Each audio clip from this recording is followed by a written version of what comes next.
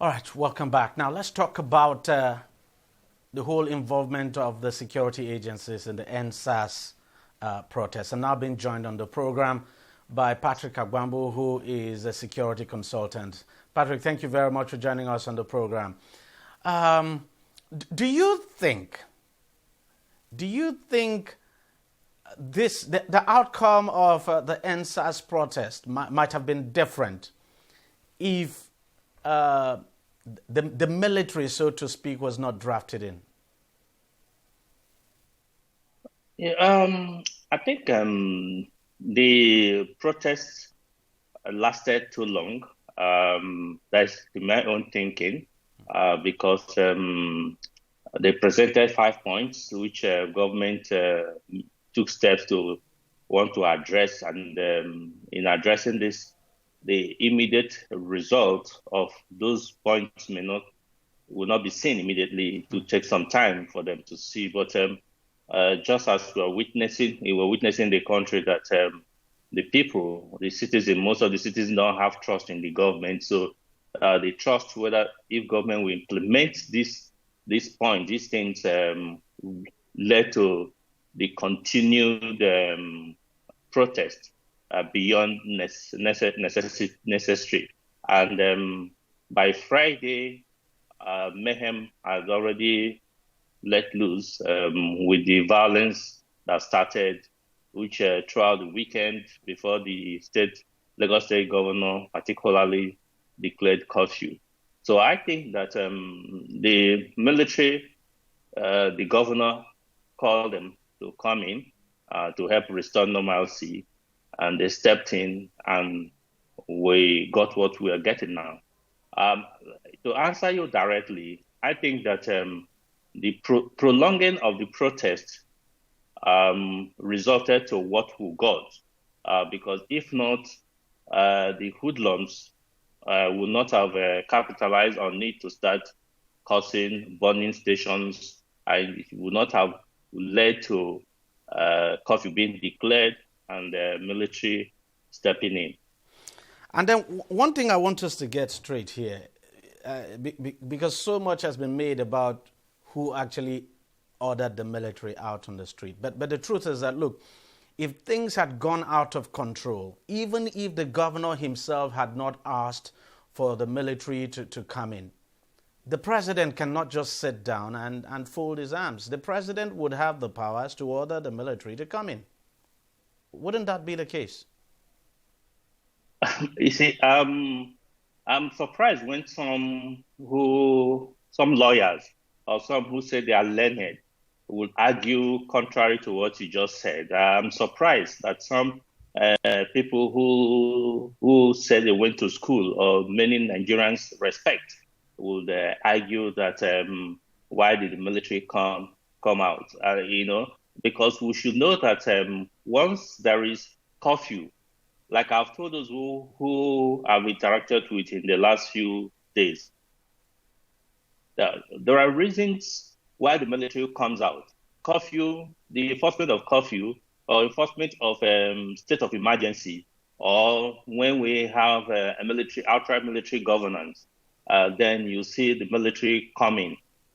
In the case that happened in Lagos, there were already mayhem already being perpetrated by some people, and without the governor inviting them, even like you said, the president would ask them, or emergency meeting could be done, and advise and say, look, we need to bring sanity to the society, and that will make the president to say yes, come. We saw it happen in the United States of America recently. Absolutely. During the Black Lives Matters. When things got out of hand, the Trump cast the American Marines. They came out, and immediately they stepped on the streets of America. Those who were protesting went into their homes, and that was the end.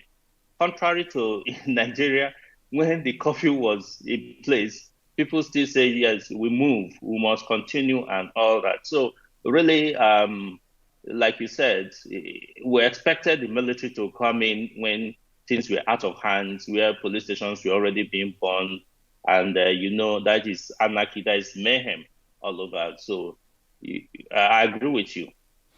Now let's talk about the damage that the police has suffered in all of this, because look, morale among the police is very low at the moment. I have spoken with some, and I know what they have told me.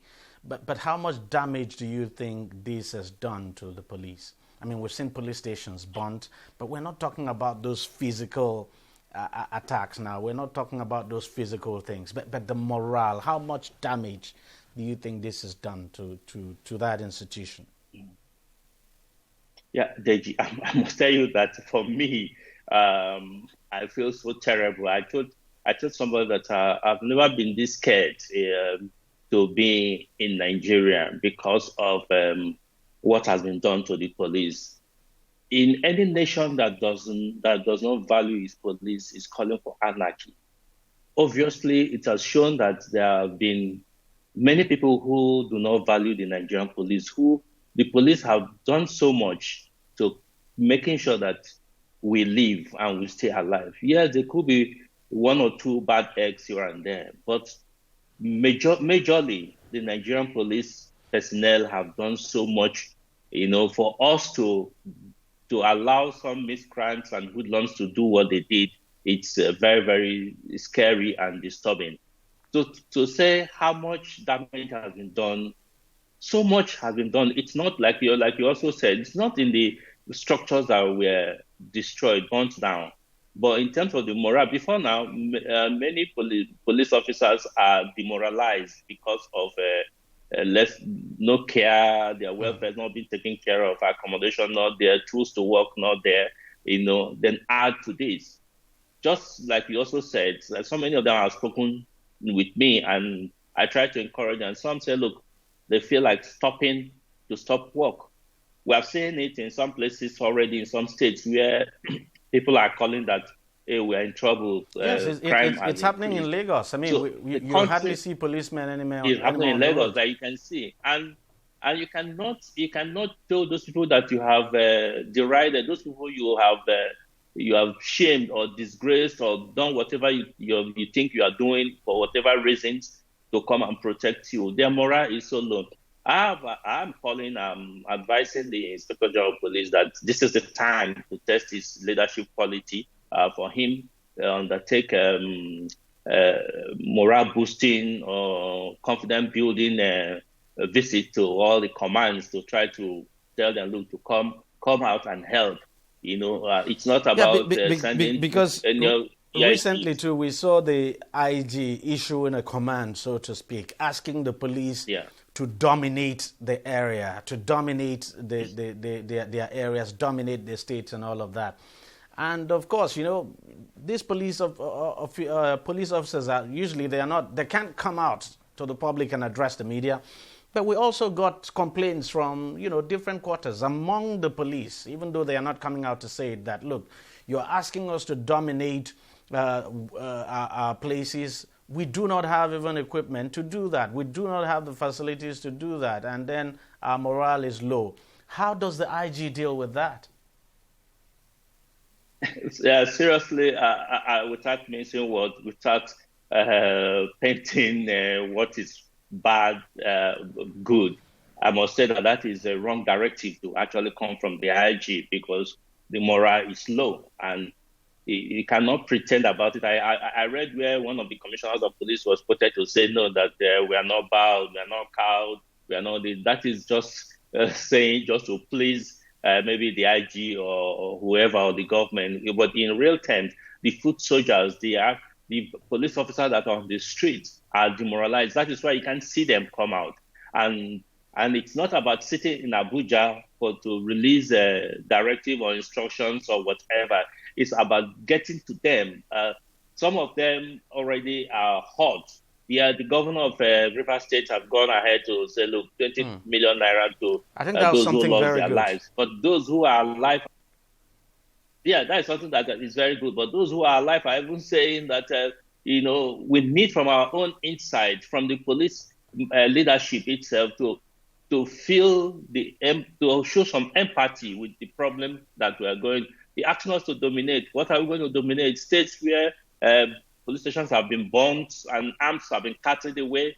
How are we going to handle that? There's not possible. Most of the arrests that have been made were done by the military boys who are arrested and handed over to police, because police are not there to work. As we speak, I can tell you categorically clear, and you know it, you have acknowledged that the police are not ready as we speak today to work, except the government, except the leadership of the police would come out and interact with their people, go around, talk to them, encourage them, show that yes, we know things had been done badly to us, the citizens. There are still millions of Nigerians who value us, who are ready to support us, and so let us go and protect them. In a case of Anambra State, for instance, where the youths of some of the communities have to rally and to be the ones protecting the police station, showing that some Nigerians are in disagreement with those who are burning stations. So those are factors that can be used to be able to motivate them and encourage them to work now. But other than that, if it remains as it is, with IG giving instructions from Abuja and all that, we are in for a very, very terrible time. Sorry to say, but that is the reality. Now, let's face it, if not for the terrible activities of the disbanded Special Anti-Robbery Squad, we certainly would not be here today. When that squad was set up, it did marvelously well. It was set up for a noble cause. That squad helped to curb armed robbery in this country. Of course, we still have armed robbery, but the squad did a lot in checking armed robbery and some other crimes. So at what point do you think that squad began getting things wrong, that things would now degenerate to what we have today? Yeah, yes, to answer you this question, it's something that I've said several again, that it's not surprising that what we are hearing about this squad, because the many factors contributed to whatever bad actions of those police personnel. One is they're from Nigerian society. Our society in itself is already riddled with lots of people who do not value life, who are what I can say, they are even corrupt on themselves. So, and these policemen are drawn from the Nigerian society. So they live in a society where value system and nobody cares how you make it, and so they can act differently from that. And even when the call for end SARS was on, there's still some SARS personnel before it was disbanded who are still doing some great jobs, arresting some kidnappers, just going beyond armed robbery, arresting some kidnappers. One of those is the recent one that happened in Port Harcourt, where it was the OC the Port Harcourt, that led and assisted to the rescue of that female lawyer that was kidnapped. Spending his own money to ensure that lady was kidnapped. But coming to the factors that brought to the situation where the guys started committing the atrocities that is being reported, is the fact that, as we speak today, the average police station or average police commands do not have the capacity to manage, checkmate, or fight crime in Nigeria because the tools are not given. The finances they need to investigate or carry out crime or checkmate crime, it's not there. It's there that 18,000 naira is what a police divisional officer, a DPO, is given in a quarter, that is 3 months, to manage a station. 18,000 naira. I wonder what that can be used for. So the police system now falls back to these tactical units, the SARS we talk about, the intelligence response teams, the special tactical squads, the anti-kidnapping squad, the anti-terrorism, anti-kidnapping squad, and the anti-cultism squads to be able to help to reduce all these criminal activities. And how do the commanders of these units, how do they form their operations?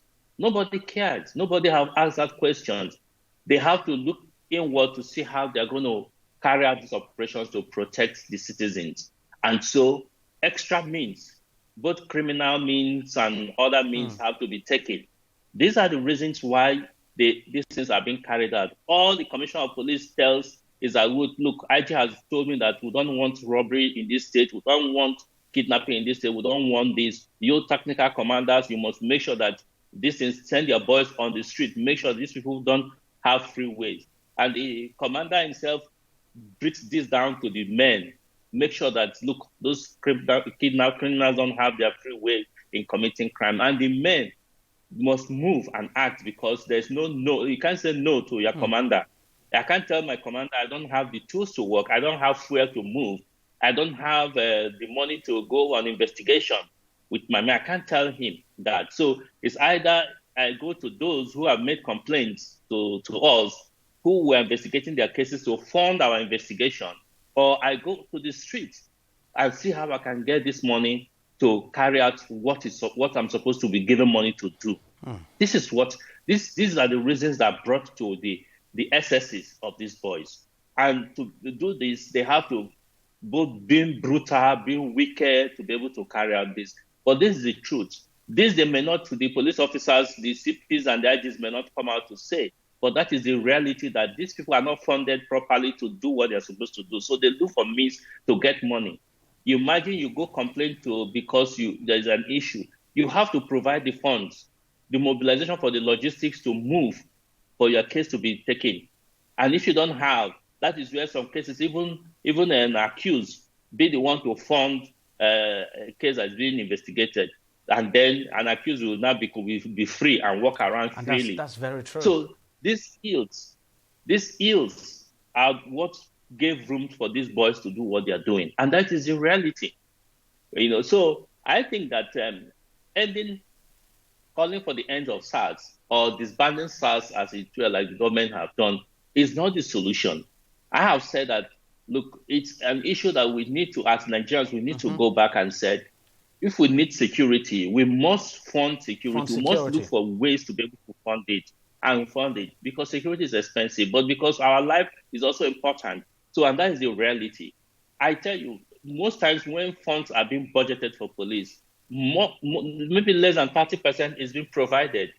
Yes, and some of these still find a way to go into some personal pockets. Yeah. But what the police need to work are not given to them. And the boys are asked to go and do the work they must do. And so they have to look for a way to do it. And the end result is that the citizens they are supposed to protect are the victims. Essentially, that investment we failed to make in our police force is now coming back to haunt us. That's what this is all about. Exactly. Let's just hope we have learned some very vital lessons from the experiences of the past 2 weeks. And let's just hope that things will change. Because if things don't change, then matters would only get worse. If we do not have an equipped police to protect us, then we can't have... we just can't have a secure society. And nothing can actually work without security. That's just the truth. Businesses cannot thrive without security. Now everybody is shouting that the police is not on the street. It's really that bad. And whatever the government is coming up with, of course, the government has talked about, the government has set up SWAT now. But the truth is that if there's no funding too for this SWAT, it will only end up like SARS, right? Yes, exactly. Even worse, because now they are giving more powers now, not just like SARS, which is armed robbery. Now they are to face counter-terrorism and other crimes. So it may even become worse. And look, I always tell the government to draw from the experiences of Lagos states, setting up a security trust fund and making sure that the rapid response squad are well taken care of. And that is why you see, even while the SARS team in Lagos or other states are misbehaving, there are complaints about police stations not responding to the distress call of the citizens. Rapid response squad, they're always there. They always act. They always, because they are giving what they need, and they have good commander that is checkmating and doing supervision for the men. So he's ready to discipline them. He can discipline them if they don't work, because he has given them what they need to work. That's just absolutely correct. Thank you very much, Patrick Agwambu, for joining us on the program and for sharing your thoughts with us. Thank you very much. Yeah, thanks. Well, that's how much we can take on the program this week. We thank you very much for watching. I'll see you again next week. Bye-bye.